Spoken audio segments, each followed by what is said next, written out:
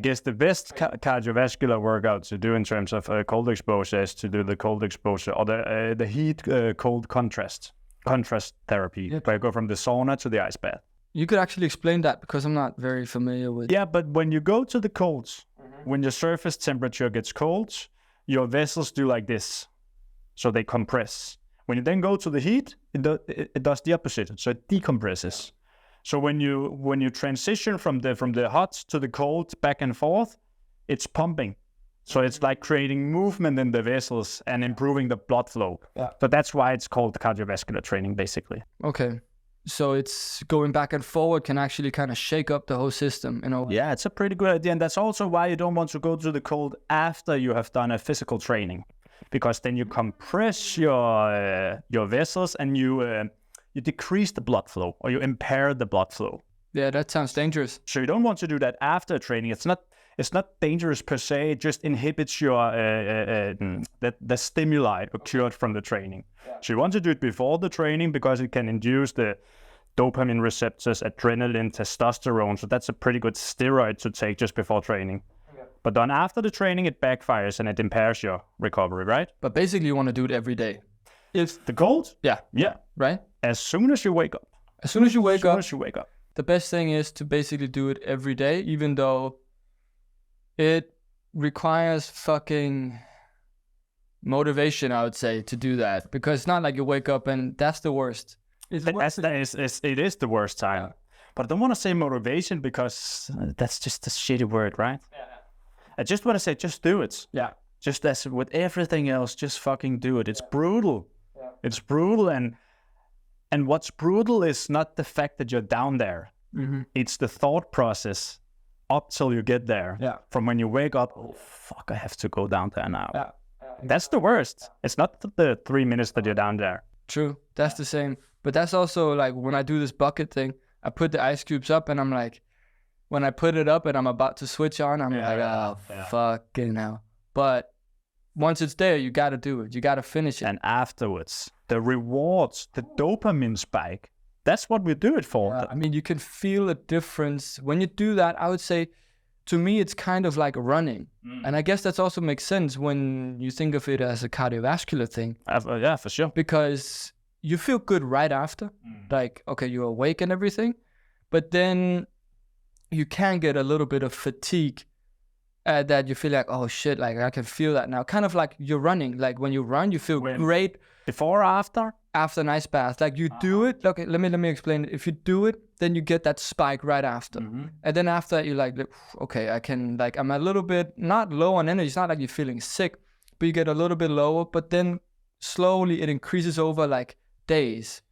Yeah, don't you think it's a matter of the nervous system that you get through so much stress when you do it, and then in the aftermath of it, you de-stress, so you calm down.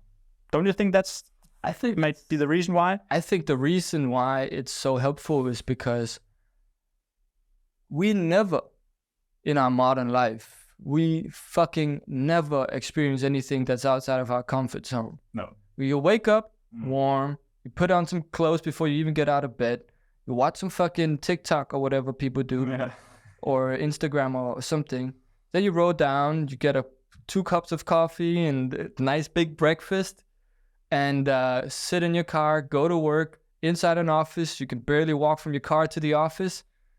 And, you know, when you live a life like that. But people don't understand that's not comfort.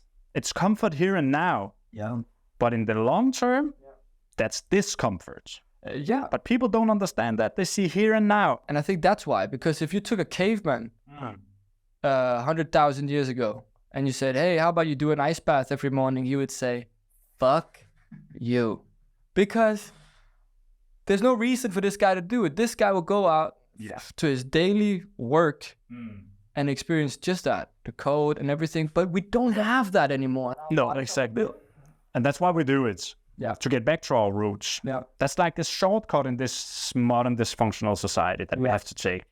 Yeah, and I feel like that's literally the only thing you can use science for, because science is the reason that we got this comfortable, right?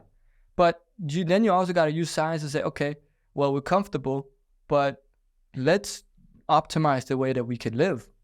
And I feel like it makes so much sense that cold exposure is beneficial, because what will you do? Like you just say, it makes something contract and then afterward it expands. So what is basically happening in my mind, how I see it, is it stirs up the pot. You know what I mean? Like it moves things. Yeah. And if things stay stagnant, what happens? They fucking rot or something, you know, when things stagnate, that's when it's not good, you know? Like I kind of see cold exposure as the same with physical training or fasting or whatever. You know, going through stress, going through discomfort to reach comfort. Yeah. Which is basically what dopamine does. Yeah, for sure. It's the reward system. Yeah.